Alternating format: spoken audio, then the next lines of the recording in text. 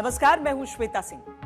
Voter list का विशेष गहन पुनरीक्षण यानी स्पेशल इंटेंसिव रिवीजन एसआईआर को लेकर देश की राजनीति में जबरदस्त उबाल है। कांग्रेस ने इस मुद्दे को आंदोलन की शक्ल देने का पूरा प्लान तैयार कर लिया है। तमिलनाडु के सरकारी कर्मचारियों ने एसआईआर के खिलाफ कामकाज का बहिष्कार शुरू कर दिया है। बंगाल में हालात धमकियों और चुनौतियों के बन चुके हैं। यूपी में भी एसआईआर के खिलाफ बड़ी लड़ाई का ऐलान विपक्ष की तरफ से किया जा चुका है। आखिर क्यों एसआईआर को लेकर इतनी तनातनी है? क्यों राजनीतिक दलों में चुनाव आयोग की इस प्रक्रिया को लेकर खलबली है? क्या यह वाकई जरूरी है या महज राजनीतिक फायदे के लिए किया जा रहा है? आखिर एसआईआर ऐसा मुद्दा क्यों बना हुआ है? हर दल का ये दायित्व बनता है मतदाता सूची शुद्धिकरण के काम में उत्साह के साथ जुड़े।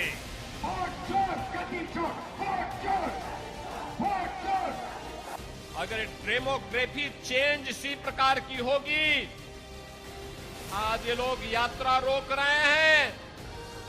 बहनों और भाइयों, आने वाले समय में घरों के अंदर घंटी और शंख भी नहीं बजाने देंगे। डेटा में फिर हेराफेरी कर देंगे ये लोग और कह देंगे यूपी में बन गया वोट सबका या नहीं वोट है और नहीं वोट बना है, और जो उन्हें अपना करना है खेल, जो डकैती, वो अपना कर लेंगे, 50,000 से ऊपर वोट काट देंगे। वोटर लिस्ट की सफाई का काम देशव्यापी चल रहा है, लेकिन राजनीतिक गलियारों में जबरदस्त हंगामा है। नाम कट भी रहे हैं, नाम जुड़ भी रहे हैं, लेकिन विपक्ष के आरोप लगातार बढ़ रहे हैं। चुनाव आयोग रूटीन प्रक्रिया बता रहा है, सत्ता पक्ष इसे समय की मांग और विपक्ष सियासी साजिश। अभी एसआईआर जो कर रहे हैं वो वोटर लिस्ट शुद्धिकरण के लिए होता है। सब लोग खुश है कि हाँ, हम जेन्युइन वोटर है, मेरा नाम सूची में है, कोई कंप्लेन नहीं है। जो नकली है, जिसका नाम नहीं है या जो इस दुनिया में नहीं है या चले गए हैं, उसका नाम कट गया, वो कंप्लेन नहीं कर रहे हैं। राहुल गांधी रो रहे हैं। ये लोग डर के मारे आज ये रिवाइज करने की जो कोशिश कर रहे हैं, ये बहुत बुरी बात है। इससे देश का भी नुकसान होता है और लोकतंत्र का नुकसान होता है, और संविधान के तहत ये लोग नहीं चल रहे। वो अपने हुकूमत को बचाने के लिए बहुत से चीजें कर रहे हैं, लेकिन ये ठीक नहीं है। बिहार एसआईआर पर बड़ा संग्राम देख चुका है, लेकिन अब पश्चिम बंगाल, तमिलनाडु, यूपी, राजस्थान तक इसकी गूंज सुनाई दे रही है। इरादे जताए जा रहे हैं एसआईआर की प्रक्रिया के खिलाफ बड़ी और आर पार की लड़ाई की। पूरे हिंदुस्तान में विधानसभा के चुनाव, लोकसभा के चुनाव चोरी किए जा रहे हैं। अगर एसआईआर रूटीन प्रक्रिया है तो उस पर इतना बवाल क्यों? क्यों इसे चुनावी गणित बदलने की तैयारी कहा जा रहा है, और क्यों इसे बदले हुए रूप में एनआरसी बताया जा रहा है? एसआईआर मैं पहले भी कह चुका, एनआरसी का दूसरा रूप है। एनआरसी में क्या चाहिए था? आपको साबित करना था कि आप भारतीय हैं, आपको डॉक्यूमेंट्स देने थे। वही काम एसआईआर के अंदर हो रहा है। पश्चिम बंगाल में टीएमसी और बीजेपी एसआईआर के मुद्दे पर आमने सामने हैं। देखिए, शुरू से ही ममता बनर्जी एसआईआर की विरोध कर रही थी, उनकी पूरी पार्टी विरोध कर रही थी। ममता बनर्जी जैसा विगोरस ऑपोजिशन किसी ने नहीं किया। नहीं, बहुत सारी जगह में तो हाईजैक हुआ है, बीएलओ हाईजैक हुआ है, बीएलओ के ऊपर बहुत प्रेशर है, क्योंकि ममता बनर्जी के पार्टी के लोग प्रेशर दे रहे हैं। जो लोग मारे गए हैं, मतलब डेड है, जो उन लोगों का भी नाम घुसाने के लिए ममता बनर्जी के पार्टी के द्वारा, तृणमूल कांग्रेस के द्वारा प्रेशर दिया जा रहा है बीएलओस के ऊपर। देखिए, ये एसआईआर लेके ऑपोजिशन लीडर शुभेंदु अधिकारी का डिस्ट्रिक्ट में पूर्व मिदनापुर, ईस्ट मिदनापुर, तृणमूल कांग्रेस का जो BLA 2 है, जो डोर टू डोर काम कर रहे थे, जेन्युइन वोटर्स को हेल्प कर रहे थे, उसके ऊपर हमला कर दिया भाजपा वालों ने। यूपी की राजनीति में एसआईआर मुख्य मुद्दा बनता जा रहा है। बीजेपी को पता है कि कब शादियां ज्यादा होती हैं, उसी समय ऐसा करा रहे हैं। इस समय वो है, सब बारातें शादियों में हैं। बताइए कितनी बारातें शादियां हैं? कार्ड हम देखें, इतने कार्ड आते हैं हमें। और इसी समय जानबूझ के किया जिससे कि यूपी में वोट कट जाए। तो हमारी मांग ये है कि एसओपी के साथ साथ एसआईआर के लिए समय बढ़ाया जाए कि यूपी सबसे बड़ी स्टेट है। कोई दिक्कत नहीं है, सब पारदर्शितापूर्ण सूची बने, ये हर नागरिक का दायित्व है, कर्तव्य भी है और भारत निर्वाचन आयोग उसी दिशा में काम कर रहा है। ये निर्वाचन आयोग का मामला है। राजस्थान तमिलनाडु में अलग तलवारें खींची हैं। देखिए, कोई समर्थन नहीं मिलेगा। उन्होंने वोट चोरी के मुद्दे पर बिहार का चुनाव लड़ा, इसलिए हिंदुस्तान की राजस्थान का जनमानस कांग्रेस पार्टी के किसी भी फर्जी मुद्दे के साथ में नहीं है। हम लोगों ने सबको सचेत भी किया और राहुल जी ने प्रमाण दिए हैं, हवा बातें नहीं करी हैं। लाखों लोगों के नाम काट दिए गए और पोलिंग परसेंटेज हाई होने के बावजूद जो मैंने कहा चुनाव के बीच में आप सीधा धनराशि देके लोगों का वोट लेने का काम करेंगे तो वो तो जिम्मेदारी निर्वाचन आयोग की है। दरअसल एसआईआर प्रक्रिया का मुख्य उद्देश्य है मृत वोटरों के नाम हटाना, डुप्लीकेट वोटर हटाना, शिफ्ट हुए वोटरों को अपडेट करना, नए वोटर जोड़ना, फर्जी नामों को हटाना। चुनाव आयोग अपने ऊपर लगे आरोपों की सफाई में कहता है कि ये राजनीतिक नहीं तकनीकी प्रक्रिया है, लेकिन राजनीति ने इसे जंग का मैदान बना लिया है। विपक्ष इसे वोटर क्लीनिंग नहीं वोटर इंजीनियरिंग कहते हुए चुनाव आयोग और सत्ता पक्ष दोनों को आड़े हाथों ले रहा है। लोकतंत्र की धड़कन है वोट और वोट की नब्ज है वोटर लिस्ट। एसआईआर उस नब्ज की जांच जरूर है, लेकिन राजनीति संदेह और अंदेशों के साय में मुद्दे तलाशती है। फिलहाल राजनीतिक गलियारों में एसआईआर का मुद्दा टॉप पर है। बिहार चुनाव के नतीजे आते ही सबसे पहली प्रतिक्रिया एसआईआर के खिलाफ यूपी में समाजवादी पार्टी की ओर से आई।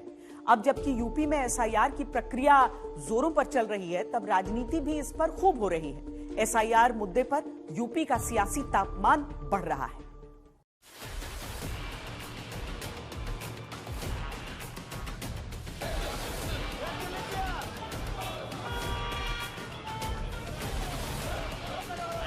बिहार में विधानसभा चुनाव से पहले एसआईआर लागू होने पर विपक्ष ने खूब हंगामा काटा था।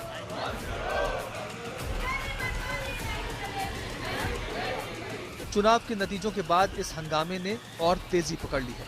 उत्तर प्रदेश में समाजवादी पार्टी एसआईआर की प्रक्रिया और बिहार चुनाव के नतीजों को एक साथ जोड़ते हुए काफी नाराज है, जिसके चलते यूपी की राजनीति अच्छी खासी गर्मा गई है। भारतीय जनता पार्टी जो खेल करना चाहती है, जो खेल हमें देखने को मिला बिहार में कि तमाम वो सीटें आरजेडी हार गई, पॉपुलर पार्टी होने के बाद भी, सबसे पॉपुलर तेजस्वी चेहरा होने के बाद भी, जहां पर एसआईआर में सबसे ज्यादा वोट कटे थे। इसलिए एसआईआर में समय मिलना चाहिए। बांग्लादेश की घुसपैठियां क्यों रहनी चाहिए? घुसपैठियों का तो वोटर लिस्ट में नाम नहीं होना चाहिए। एसआईआर में उनको हटा रहे तो क्या दिक्कत है? वैसे जो मर गए हैं, जो मृत्यु हो गई, जो नहीं है, वोटर लिस्ट में क्यों रहना चाहिए? उत्तर प्रदेश में चुनाव अभी दूर है। 2027 में यूपी के विधानसभा चुनाव होने हैं, लेकिन जिस युद्ध स्तर पर एसआईआर की प्रक्रिया चल रही है, उसने राजनीतिक दलों के सामने कई किंतु परंतु खड़े कर दिए हैं। निश्चित इनके गलत इरादों को पूरा नहीं होने देंगे। जो चुनाव आयोग और भाजपा मिलकर करना चाहते हैं, हमारा एक एक कार्यकर्ता डटकर उस पर काम कर रहा है और निश्चित तौर से उन सभी चीज़ों को पूरा करेगा जो इस एसआईआर में चीज़ें मांगी जा रही हैं। रोक तो सकते नहीं है। एसआईआर बिहार में भी लागू हुआ और उस समय लागू हुआ जब चुनाव थे। एसआईआर बिहार में जब उस समय लागू कर दिया, तो अभी तो बहुत समय है हमारे पास। तो एसआईआर लागू होता है तो ये अब संगठन की और पार्टी की जिम्मेदारी है कि ज़्यादा से ज़्यादा लोगों को वोटर लिस्ट तक लाया जाए और चेकिंग की जाए, निरीक्षण किया जाए। वो लोग विरोध करने के लिए हैं, वो सिर्फ विरोध कर सकते हैं और विरोध से उनका वोट बढ़ेगा नहीं, घटेगा। पहले ये बताते हैं कि यूपी में विपक्ष एकदम से एसआईआर को लेकर अलर्ट मोड में क्यों आ गया है। बिहार में एसआईआर के दौरान लाखों नाम कटे, करीब 65 से 68 लाख डुप्लीकेट, मृतक, फर्जी नाम हटाए गए। विपक्ष इसे वोट कटाई या बीजेपी विरोधी वोटर्स के नाम काटने की साजिश बता रहा है। विपक्ष का आरोप है कि एसआईआर के जरिए पिछड़े, दलित और अल्पसंख्यकों के वोट काटे जा रहे हैं। एसआईआर के जरिए एक कमिटेड वोटर लिस्ट आरएसएस और भाजपा के द्वारा तैयार किया जा रहा है, जिसमें करोड़ों मतदाता मूवेबल हैं, जो दिल्ली में भी वोट करते हैं, पटना में भी वोट करते हैं, कल कोलकाता में भी वोट करेंगे। यह इस तरीके का वोटर जी लिस्ट है। यह भारत के भीतर चुनाव को मजाक बना देगा और भारत में लोकतंत्र वैसा ही होगा जैसे चीन और रूस में भी चुनाव होते हैं, लेकिन कौन चुनाव कराता है, कौन लोग बनते हैं, ठीक भारत में वही होने वाला है। समाजवादी पार्टी के नेता अखिलेश यादव ने पार्टी के कार्यकर्ताओं को पीडीए प्रहरी बनकर बीएलओ के साथ साथ जाने का निर्देश जारी किया है। चुनाव आयोग जिस तरह से भारतीय जनता पार्टी का जुगाड़ आयोग बन गया है, जिस तरह से भारतीय जनता पार्टी के दबाव में काम कर रहा है, वो किसी से भी छुपा हुआ नहीं है। इसलिए भाजपा का या चुनाव आयोग का कोई भी हथकंडा वो चलने वाला नहीं है। पीडीए के लोगों को अगर वंचित करने का प्रयास किया जाएगा, वोटर लिस्ट से काटने का प्रयास किया जाएगा, तो पूरा विपक्ष उसके लिए लड़ने के लिए भी तैयार है। समाजवादी पार्टी एसआईआर के लिए तैयार है, सतर्क है। चुनाव आयोग का कोई हथकंडा वो चलने वाला नहीं है। अखिलेश यादव के बयान पर मुस्लिम धर्मगुरु भड़क गए हैं और वो उनके बयानों को जानबूझकर अफवाह फैलाने की कोशिश करार दे रहे हैं। इलेक्शन कमीशन की तरफ से जो एसआईआर का प्रोसेस शुरू किया गया है, मैं समझता हूं कि इसके सिलसिले में बहुत से कंफ्यूजन क्रिएट किए जा रहे हैं और लोगों को बहकाया जा रहा है। जो वोटर लिस्ट है उसको रिफाइंड होते रहना चाहिए कि जो लोग दुनिया से गुजर गए हैं उनके नाम कट जाएं, जो लोग ने दूसरी जगह जाकर रहने लगे हैं वो उनके नाम हटा दिए जाएं, जो लोग नए आके रह रहे हैं उनके नाम ऐड किए जाएं। तो अगर ये प्रक्रिया चल रही है एसआईआर के तहत इलेक्शन कमीशन की तरफ से, तो मैं समझता हूं इससे किसी को दहशत में नहीं आना चाहिए। दरअसल यूपी में 4 नवंबर से घर घर सर्वे चल रहा है और करीब 99% से अधिक लोगों को एसआईआर फॉर्म बांटे जा चुके हैं। 4 दिसंबर तक सारे फॉर्म जमा होने हैं। कई जिलों में कई फर्जी या मृतकों के नाम वोटर लिस्ट से जुड़े पाए गए जो हटाए भी जा रहे हैं। जैसे जैसे एसआईआर की प्रक्रिया बढ़ रही है वैसे वैसे विपक्षी दलों की प्रतिक्रियाएं भी बढ़ती जा रही हैं। कांग्रेस भी इस व्यवस्था पर कड़े प्रश्न चिन्ह लगा रही है। भारतीय जनता पार्टी के प्रकोष्ठों के संयोजक 66 लोग हमने पकड़े हैं ऐसे सोशल मीडिया से भी, जो भारतीय जनता पार्टी के लोग हैं और दिल्ली में भी वोट डाले हैं, बिहार में भी वोट डाले और अब कंबल ओढ़ करके राकेश सिन्हा जैसे लोग बंगाल में भी वोट डालेंगे। महाराष्ट्र से लेकर के बिहार तक वोट डालने के लिए इस महिला का अकाउंट आया है और मैं आपको बताऊं ऐसे हजारों लाखों लोग अब सामने आएंगे जिनको हम पकड़ेंगे, जिन लोगों ने हर जगह पर जहां चुनाव होता है वहां वोट बनवा करके वो वोट डालते हैं और ये चुनाव प्रक्रिया का भी मजाक उड़ा रहे हैं और चुनाव प्रक्रिया, चुनाव आयोग और भारतीय जनता पार्टी कहीं ना कहीं इसमें लिप्त हैं, शामिल हैं, आपराधिक काम कर रहे हैं। बीजेपी के कार्यकर्ता भी पूरे जोश में हैं और बीएलओ के साथ जाकर खासतौर पर महिलाओं और युवाओं के वोटों को नए वोटर के तौर पर जोड़ने का काम कर रहे हैं। शुरुआत में इसकी एक तस्वीर भी आई थी जब खुद रक्षा मंत्री राजनाथ सिंह ने एसआईआर फॉर्म भरा। आने वाले दिनों में एसआईआर के मुद्दे पर विपक्षी राजनीति और कड़ी होगी, लेकिन इस बीच एसआईआर का काम बिना किसी रोकटोक के तेजी से चल रहा है और जल्दी ही यूपी की अपडेटेड वोटर लिस्ट भी सामने आ जाएगी। एसआईआर का काम देश के कई राज्यों में चल रहा है, लेकिन सबसे अधिक विरोध पश्चिम बंगाल में देखने को मिल रहा है। तृणमूल कांग्रेस के कई नेताओं ने इस पूरी प्रक्रिया का विरोध किया है। बंगाल में चल रही एसआईआर को लेकर टीएमसी और बीजेपी नेताओं में घमासान है।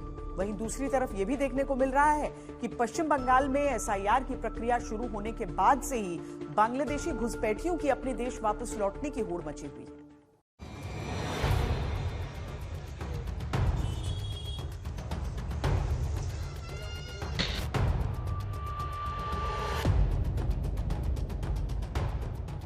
नकली वोटर कार्ड, नकली आधार कार्ड, नकली स्कूल सर्टिफिकेट, हाथों में फर्जी पहचान और दिल में गिरफ्तारी का डर। ये वो लोग हैं जो बांग्लादेश से भागकर भारत में घुसे थे। किसी ने 10,000 रुपए देकर भारत आने का रास्ता खरीदा, किसी ने 6,000 और अब एसआईआर शुरू होते ही पश्चिम बंगाल से भाग रहे हैं। আপনার নাম কি? দুটো মোল্লা। কোথায় বাড়ি আপনার? Salt Lake sector 5। Salt Lake sector 5। He says he resides in Salt Lake Sector 5 in Kolkata. আপনার আসল বাড়ি কোথায়? বাংলাদেশ। বাংলাদেশে কোথায়? উত্তর Atlia. He says that he originally hails from Bangladesh. ভারতে কিভাবে এসেছিলেন? ভারতে আপনার ওই যে কোনো কাজ কাম ছিল না, অভাব ছিল, ওই সময় এসেছিলাম। কোন বছর? ওটা আপনার ওই 2-3 বছর এরকম হবে। 2-3 বছর আগে? হ্যাঁ। He says that he came into India 2 to 3 years back. আপনার ডকুমেন্টস কি আছে? আপনারা কতজন এসেছিলেন বাংলাদেশ থেকে? বাংলাদেশ থেকে এই তো আমি আমার মা, আমার এই দিদি। কিভাবে এসেছিলেন? ভিসা নিয়ে এসেছিলেন? না, এমনি ওই ধামাখালি দিয়ে পার এসেছিলাম। They say that they had crossed over the border from Dhamakhali, another place in North 24 Parganas, and they did not have visa. They illegally entered the Indian territory. 24 Pargana के हकीमपुर चेकपोस्ट की ये तस्वीर सिर्फ एक भीड़ नहीं, ये बंगाल की सियासत में उठता भूचाल है। हजारों की कतार, घरों में ताले और हजारों का एक साथ पलायन।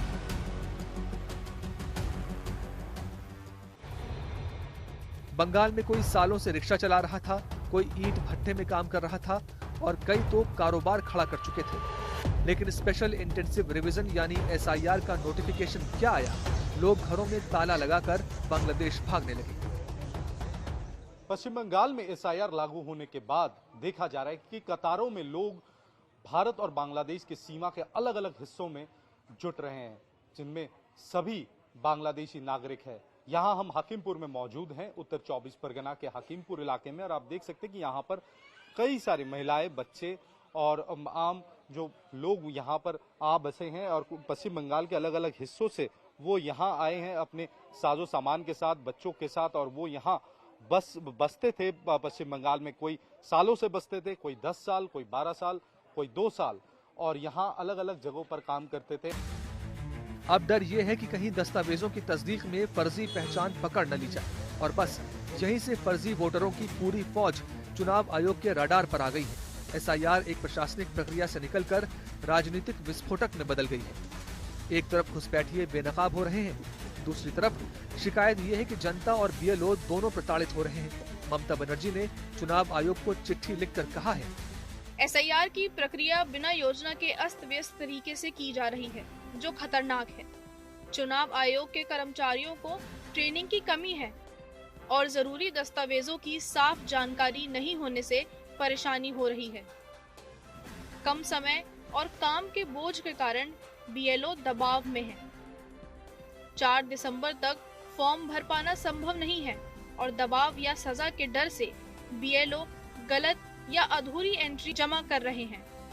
ऐसे में चुनाव आयोग से अनुरोध है कि तुरंत SIR को रोका जाए। ममता की चिट्ठी के बाद चुनाव आयोग भी सामने आया। उनका साफ संदेश है ममता सरकार को, SIR रोकेगा नहीं। SIR ডিক্লারেশন ECI পাওয়ার আছে, সিও তো এটা ও আছে অফিসার আছে, ECI ডাইরেকশন অ্যাপ্লাই করতে হচ্ছে সিও के DO के, এটা পলিসি ডিসিশন মধ্যে সিও नहीं। 2002 से 2025 के बीच 23 साल में पश्चिम बंगाल के वोटर 66% बढ़ गए, लेकिन सिर्फ 10 जिलों में वृद्धि अप्रत्याशित रही है और इनमें से 9 जिले बांग्लादेश बॉर्डर से जुड़े हैं। इलेक्शन कमीशन के मुताबिक 23 साल में बंगाल के वोटर 4.58 करोड़ से बढ़कर 7.63 करोड़ हो गए हैं। अब सवाल उठ रहा है, इतने वोटर आए कहां से? यानी समस्या कोई छोटी नहीं है और इसी समस्या पर बंगाल की राजनीति का पूरा सियासी समीकरण टिक गया है। पश्चिम बंगाल के 10 जिलों में लाखों वोटर कैसे बढ़े, इसी सवाल पर घमासान छिड़ा है। अपनी कुर्सी जाने के लिए वो हल्ला बोल कर रहा है, चोर मचा रहा है शोर। सत्ता जाने का डर है, सत्ता जाने से तो इतना करप्शन किया, उनका पूरा मंत्रिसभा जेल में जाएगा, TMC का गुंडाराज खत्म हो जाएगा। जैसा दम लगाकर मरते दम तक तृणमूल को वर्कर लोग एकदम सड़क पर उतर गए, पूरा से पूरा कितना लॉगिंग होता है, कितना लॉगिंग नहीं होता है। इलेक्शन कमीशन की पैरेलल हम लोग का पार्टी का भी मशीनरी चल रहे हैं। तो बंगाल की सरहद पर लौटती भीड़, फर्जी दस्तावेजों का जाल और सियासत की बढ़ती तल्खियां, ये सब मिलकर SIR को सिर्फ एक प्रशासनिक प्रक्रिया नहीं बल्कि एक बड़ी राजनीतिक लड़ाई बना चुके हैं। सवाल साफ है, कितना है असली आंकड़ा, कितना है फर्जी विस्तार? चुनाव आयोग जब तक सही आंकड़ा देगा तब तक ये तय है कि बंगाल की राजनीति अब इसी आग में सुलगने वाली है। बिहार में निर्वाचन आयोग ने SIR की शुरुआत जून में की थी। SIR से पहले राज्य में 7 करोड़ 89 लाख मतदाता थे। पुनरीक्षण के बाद 65 लाख मतदाताओं के नाम हटे। इनमें 22 लाख मतदाताओं की मृत्यु हो चुकी थी। करीब 35 लाख विस्थापित मतदाता थे। करीब 7 लाख ऐसे मतदाता थे जिनका नाम 2 जगह पर दर्ज था। इसके बाद मतदाता सूची में कुल 7 करोड़ 24 लाख 5 हजार मतदाता बताए गए। रिवीजन के बाद 3,66,742 मतदाता हटाए गए, वहीं 21,53,343 योग्य मतदाता जोड़े भी गए।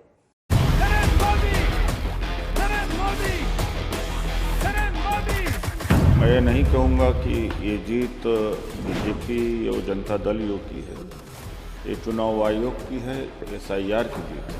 एनडीए की 4 सीटें जो आई है ऐतिहासिक है।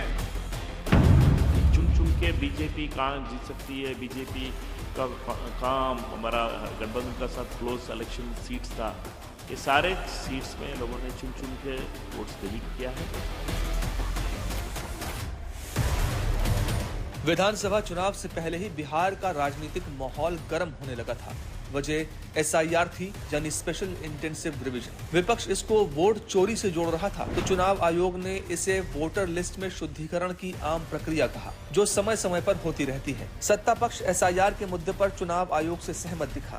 पूरा विपक्ष पूरी ताकत लगा देगा, देश की जनता जागरूक है, ताकत लगा देगी, लेकिन हम अल्पसंख्यकों के, शेड्यूल कास्ट के, बैकवर्ड के, कमजोर लोगों के वोट कटने नहीं देंगे। इसके लिए हम हर अंतिम लड़ाई अंतिम समय तक लड़ेंगे। SIR चुनाव आयोग की एक प्रक्रिया है।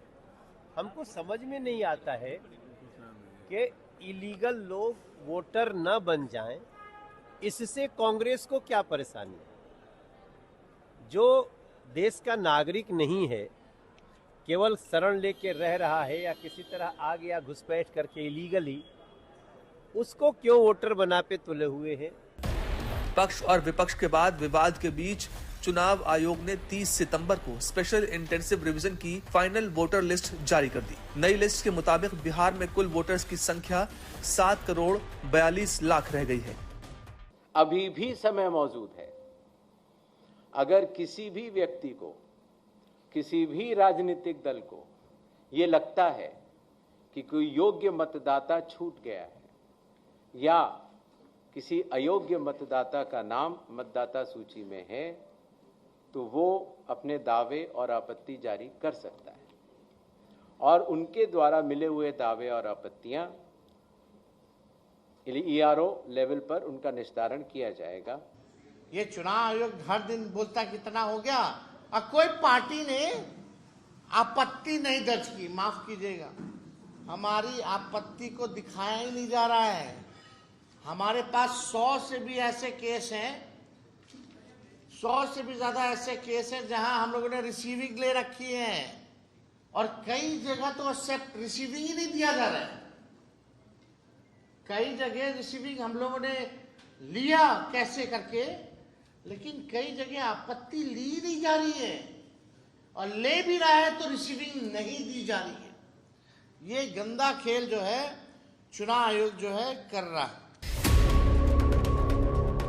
फाइनल लिस्ट से 69,29,000 नाम हटाए गए हैं, जबकि 21,53,000 नए वोटर जोड़े गए हैं। पहली ड्राफ्ट लिस्ट आई तो ये संख्या घटकर 7,24,00,000 रह गई थी, यानी उस समय 65,63,000 नाम काटे गए थे। बाद में जांच के दौरान इसमें से करीब 17 लाख नाम दोबारा लिस्ट में जोड़ दिए गए। पूरे प्रदेश में लगभग पहले 65 लाख और अब 3.66 लाख नाम कटे हैं, जो कि अयोग्य मतदाताओं के हैं और ये अयोग्यता ERO के अनुसार, चूंकि ऐसे मतदाता अपात्र थे, एलिजिबल नहीं थे, उनके काटे गए और इनके ऊपर अपील जिला मजिस्ट्रेट के पास अभी भी उपलब्ध है। अगर किसी को भी शिकायत हो तो वो जिला मजिस्ट्रेट के पास अपील कर सकता है। नई लिस्ट में नाम काटने की पीछे की वजह भी सामने आई है। करीब 22,34,000 लोग मृत पाए गए, 6,85,000 वोटरों के नाम 2 जगह दर्ज मिले और 36,44,000 लोग दूसरी जगह शिफ्ट हो चुके थे। इसी वजह से बड़ी संख्या में नाम हटाने पड़े। हर ERO और हर जिलाधिकारी ने सारी संख्याएं जो कटी हैं वो हर पॉलिटिकल पार्टी को दे दी और वो पॉलिटिकल पार्टीज की जिम्मेदारी का विषय है कि जिस तरह से हमने ये निवेदन किया है कि आप हर पोलिंग स्टेशन पर अपने पोलिंग एजेंट नामित करें, काउंटिंग के लिए अपने काउंटिंग एजेंट नामित करें। उसी तरीके से जो मतदाता सूची है उसका वो परीक्षण कर लें और कोई भी अगर त्रुटि है तो उसको बताएं। जो मतदाता सूची में नाम कटे हैं वो सब मिला के, अर्थात मृतकों के भी हैं, जो भारत के नागरिक नहीं हैं उनके भी हैं, जो एक जैसा से कई ज़्यादा जगह अपने वोट बनवा चुके हैं, जिनका सिर्फ एक ही जगह होना चाहिए था, उनके नाम भी हैं, और जो स्थायी रूप से प्रवास कर चुके हैं उनका नाम भी। विपक्ष खासकर कांग्रेस लगातार इस मुद्दे पर चुनाव आयोग पर हमलावर था। राहुल गांधी तो वोट चोरी के मुद्दे पर बिहार में वोट अधिकार यात्रा भी कर रहे थे। लेकिन दिलचस्प बात यह है कि चुनाव आयोग ने जब स्पेशल इंटेंसिव रिवीजन की अंतिम वोटर लिस्ट जारी की तो किसी भी राजनीतिक पार्टी ने एक भी आपत्ति दर्ज नहीं कराई। कुल मिलाकर एसआईआर के बाद बिहार में वोटर लिस्ट में बड़ी सफाई देखने को मिली है। एक तरफ नए वोटर जुड़े हैं, वहीं दूसरी तरफ डुप्लीकेट, मृत और शिफ्ट हुए लोगों के नाम हटाए गए हैं। जिस राज्य में एसआईआर की प्रक्रिया चल रही है वहां विपक्ष इसे एक राजनीतिक मुद्दा बना रहा है। तमिलनाडु और राजस्थान जैसे राज्यों में तो एसआईआर के मुद्दे पर तलवारें खिंची हुई हैं। मामला सुप्रीम कोर्ट तक पहुंच चुका है, लेकिन हर दिन विवाद बढ़ता जा रहा है।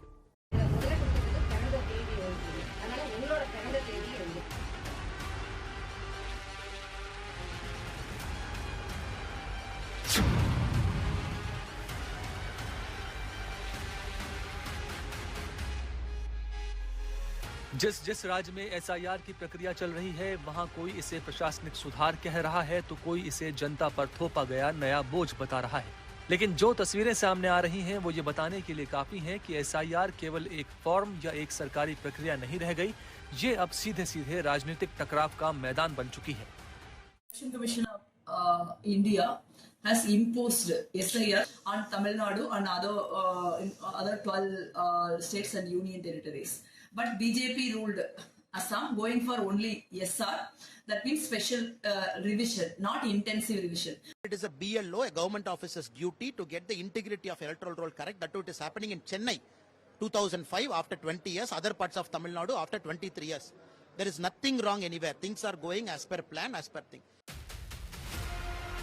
तमिलनाडु में माहौल गर्म है, नारेबाजी तेज है और आरोप प्रत्यारोप चरम पर। तमिलनाडु में तो हालात इतने बिगड़ गए कि राज्य सरकार और केंद्र के बीच शब्दों की ऐसी जंग छिड़ी है जिसकी गूंज दिल्ली तक सुनाई दे रही है। डीएमके लगातार कह रही है कि एसआईआर राज्यों के अधिकार क्षेत्र में दखल है, इसलिए पार्टी ने अब सुप्रीम कोर्ट का दरवाजा खटखटाया है।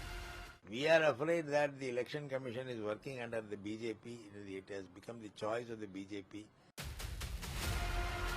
राजस्थान की तस्वीरें भी कुछ अलग नहीं है। यहाँ कांग्रेस इसे चुनावी मुद्दा बनाने में पूरी तरह सक्रिय है। उधर बीजेपी की राज्य सरकार का दावा है कि एसआईआर का मकसद चुनावी व्यवस्था को पारदर्शी, केंद्रीकृत और डिजिटल बनाना है। अगर मान लो आप एक बूथ पे 20 वोट काट दो और ऑन एवरेज अगर 250 बूथ हैं तो फिर कितना फर्क पड़ेगा। तो ये जो बूंद बूंद से घड़ा भरता है एसआईआर के माध्यम से, इन लोगों का प्लान यही है कि हर विधानसभा में जो है 5000 से 10,000 वोटों के बीच में वोट काट दिए जाएं कांग्रेस समर्थित, और ये लोग जीत जाएंगे। इतना ही तो डिफरेंस रहता है, कोई इधर से उधर 100 के 100% वोट एक तरफ थोड़ी आते हैं किसी भी पार्टी को। तो ये प्लानिंग इनकी रहती है, इसलिए हम इसके विरोध कर रहे हैं, इसकी प्रक्रिया का विरोध कर रहे हैं। ये तो राजनीति की रूटीन प्रक्रिया है, लेकिन इन सब चीजों को देखने का, करने का आलाकमान का अपना एक पक्ष रहता है। केंद्र क्या कहता है, क्या करता है, उसकी अनुपालना प्रदेश की सरकार, प्रदेश की पार्टी करती है। जहां तक निकाय के और पंचायती राज के चुनाव हैं, उसमें सरकार ने जो पुनर्सीमांकन का काम है काफी हद तक पूरा कर लिया है, और जो भी योग्य समय होगा उस पर वो चुनाव सरकार करने के लिए तत्पर। हरियाणा और गुजरात भी इससे अछूते नहीं है। हरियाणा में विरोधी दलों ने इसे किसान और ग्रामीणों पर अतिरिक्त बोझ बताया है, जबकि गुजरात में विपक्ष इसे चुनावी ध्रुवीकरण का नया हथियार बता रहा है। 14 दिसंबर को हमारी रैली है, तो उसमें हमारे नेता राहुल जी, खड़गे जी रैली को संबोधित करेंगे। हमने करोड़ों हस्ताक्षर इकट्ठा किए हैं देश भर से। हम महामहिम राष्ट्रपति जी को वो देना चाहेंगे कि कैसे लोगों के वोट चोरी केवल एक स्लोगन नहीं है, ये सच्चे मायने में जिस प्रकार से लिस्टें खराब की जाती हैं, फर्जी बनाए जाते हैं और कहाँ की फोटो कहाँ लगा दी जाती है, कैसे टेक्नोलॉजी का दुरुपयोग करके हमारे इलेक्शन प्रोसेस के साथ खिलवाड़ किया जाता है, ये सारी बातें हैं। एसआईआर बहाना है, परिवार को हार से बचाना है, इसीलिए इलेक्शन कमीशन पर निशाना है। ये कांग्रेस वही कांग्रेस है जिसने एसआईआर को लेकर स्वीकार्यता दी या रजामंदी दी। महाराष्ट्र में बोलते हैं महाराष्ट्र में एसआईआर तुरंत हो जाना चाहिए, और बंगाल और बिहार में एसआईआर पर दूसरा स्टैंड लेते हैं। जब 2014 से पहले 10 से 12 एसआईआर करवाए गए तब कांग्रेस को एसआईआर ठीक लगता था। जब कांग्रेस पार्टी तेलंगाना, हिमाचल, मध्य प्रदेश, राजस्थान में फेक वोटर डिलीट करने की बात करती है तब वो एसआईआर ठीक लगता है। आज एसआईआर का विरोध करते हैं। कांग्रेस, डीएमके, जेडीएस, टीएमसी लगभग हर विपक्षी दल एसआईआर पर एक ही बात कह रहा है कि ये लोगों को डराने का तरीका है। सत्ता पक्ष का दावा है कि एसआईआर लागू होने से अवैध रूप से रह रहे लोगों का पता चलेगा। विपक्षी पार्टियां कह रही हैं फॉर्म भरने की प्रक्रिया उलझी हुई है, समय सीमा तय कर दी गई है। सरकार का कहना है आसान प्रक्रिया है, तय वक्त में संभव है। इन दावों के बावजूद जमीन पर मुद्दा पूरी तरह राजनीतिक आकार ले चुका है। न सरकार पीछे हटने को तैयार है, न विपक्ष अपना हमला धीमा कर रहा है। संवैधानिक प्रक्रिया पर जो साजिशी प्रतिक्रिया वाली टीम है, ये जो इसका बकवास बहादुरी का ब्रदरहुड है, वो जो है वो हर संवैधानिक और समावेशी जो प्रक्रिया होगी, सुधार होगा, उस पर प्रहार करने की उनकी आदत बन गई है। और ये लोग वो लोग हैं जो परीक्षा से पहले ही घोषित कर देते हैं कि पेपर आउट ऑफ कोर्स आ गया है। अब परीक्षा से पहले ही पेपर आउट ऑफ कोर्स बता करके आप जो है इस बात का ऐलान कर देते हैं कि आपके बस की परीक्षा है नहीं और आप जो है वो इसी तरह से फेल भी होते रहेंगे, पिटते भी रहेंगे। और उनको लगता है कि इस तरह का ये करके कोई बहुत बड़ा कमाल करने वाले हैं, कोई बहुत बड़ा जो है वो परिवर्तन कर देंगे, बल्कि खुद अपना जो है वो बंटाधार कर रहे हैं। इनको इस तरह की अगर इनकी जो सोच रहेगी, उनको कोई प्रवासी प्रोफेसर भी की पाठशाला भी उनको पास नहीं करा पाएगी। एसआईआर मैं पहले भी कह चुका, एनआरसी का दूसरा रूप है। एनआरसी में क्या चाहिए था? आपको साबित करना था कि आप भारतीय हैं, आपको डॉक्यूमेंट्स देने थे। वही काम एसआईआर के अंदर हो रहा है। और एसआईआर के अंदर जो गरीब लोग हैं, जो देहात में रहते हैं, उनके लिए बहुत मुश्किल काम हो जाएगा कि वो अपने डॉक्यूमेंट्स इलेक्शन कमीशन को जमा करें। और उसका ये नतीजा होगा कि भारतीय जनता पार्टी ऐसे तमाम लोगों को, ज़्यादातर लोगों को, जिनके बारे में उनका ये यकीन है कि ये बीजेपी को वोट नहीं देंगे, उनके नाम एसआईआर के अंदर काट दिए जाएंगे। और इलेक्शन कमीशन बीजेपी के दबाव में ये काम निश्चित तौर से करेगा। राज्य दर राज्य हंगामा बरपा है। चुनाव आयोग का कहना है कि एसआईआर वोटर लिस्ट में दोहराए गए नामों को हटाने के लिए और जिन वोटरों का निधन हो चुका है उनके नामों को हटाने के लिए की जा रही है एक आवश्यक प्रक्रिया है। लेकिन विपक्ष का दावा है कि यह सिर्फ सरकार की एक राजनीतिक चाल है, क्योंकि जहां जहां चुनाव हो रहा है वहां पर एसआईआर कराया जा रहा है। आखिर ये एसआईआर क्या है? क्या ये वाकई जरूरी है? ये किया क्यों जाता है और किया क्यों जा रहा है, वो आपको दिखाते हैं। 1950 से 1960 का दौर। आजादी के बाद वोटर लिस्ट बनाना बहुत कठिन था। 1952 के चुनाव के लिए 17 करोड़ से ज्यादा लोगों का घर घर जाकर पंजीकरण किया गया। यहीं से एसआईआर जैसी गहन जांच प्रक्रिया की शुरुआत होती है। 1952 से 1956 के दौर में पहली बार सटीक वोटर लिस्ट बनाने के लिए कई जगह गहन संशोधन हुए। इनका उद्देश्य था मौजूदा वोटर लिस्ट में गलतियां हटाना और एक विश्वसनीय वोटर लिस्ट बनाना। इसके बाद 1957, 1961, 1965, 1966 में चुनाव आयोग ने पहले के अनुभवों के आधार पर लिस्ट में सुधार किए। बदलती आबादी और राजनीति के अनुसार वोटर लिस्ट अपडेट की गई। फिर आया 1980 का दशक। 1983 से 84, 87 से 89 में चुनाव प्रबंधन को आधुनिक बनाने की शुरुआत की गई। बेहतर सत्यापन, शिकायतों का निपटारा और क्वालिटी कंट्रोल लागू हुआ। 1987 से 89 का समय आजादी के बाद सबसे बड़े संशोधनों में से एक माना जाता है।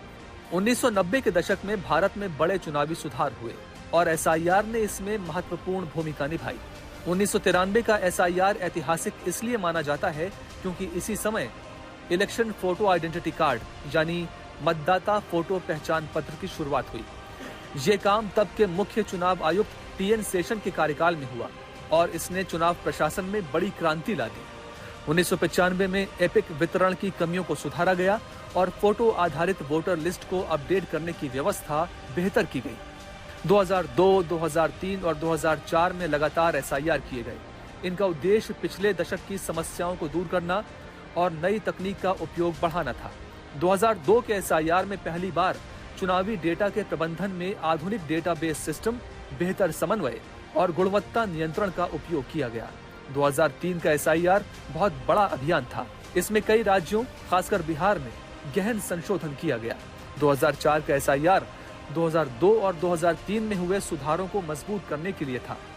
इस दौरान प्रक्रियाओं को और व्यवस्थित किया गया और उन्हें आगे की एसआईआर प्रक्रियाओं का मानक बनाया गया। असल में एसआईआर एक रिकॉर्ड अपडेटिंग सिस्टम है। सरकार का दावा है कि इसका मकसद है दस्तावेजों को एक साथ जोड़कर प्रशासनिक जानकारी को साफ सुथरा बनाना। वहीं कुछ लोगों को ये डर है कि ये एनआरसी की शुरुआत है।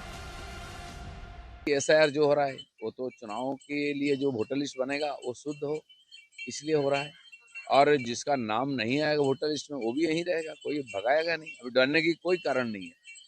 लेकिन इस समय जो सरकार ने पहले 2014 फिर 2024 31 दिसंबर तक सीए के लिए समय बढ़ाया है और आवेदन के लिए, वो अगर सुविधा नहीं लेंगे तो बाद में क्या समस्या होगा वो तो बाद में ही पता चलेगा। इसलिए आप नागरिक है या तो नागरिक होना चाहते हैं तो आपको इसका सुविधा लेना चाहिए। एसआईआर पहचान और रिकॉर्ड के लिए है, एनआरसी नागरिकता साबित करने के लिए।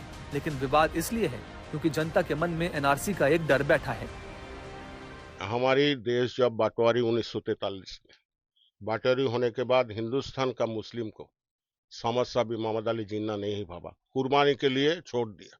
लेकिन जब छोड़ दिया, हम लोग के यहाँ हिंदुस्तान का खाता है, पड़ता है, लेकिन हिंदुस्तान का जमीन है, यहाँ का नागरिक है, राष्ट्रीय राशन कार्ड है, राष्ट्रीय नोट हमारा पास है, पुराना ब्रिटिश पीरियड का कागज है। लेकिन ये लोग क्यों ऊपर से आके यहाँ वोटर लिस्ट बनाया, दलाल लोग किए, ये लोग को तो हमारा सरकार को जानना चाहिए। सरकार का दावा है कि एसआईआर का नागरिकता से कोई लेना देना नहीं, ये सिर्फ पहचान और रिकॉर्ड अपडेट का एक तरीका है। लेकिन विपक्ष भी आशंकाओं को हवा दे रहा है। हमारी इस पेशकश में अभी के लिए इतना ही। देश और दुनिया की बाकी खबरों के लिए देखते रहिए आज तक।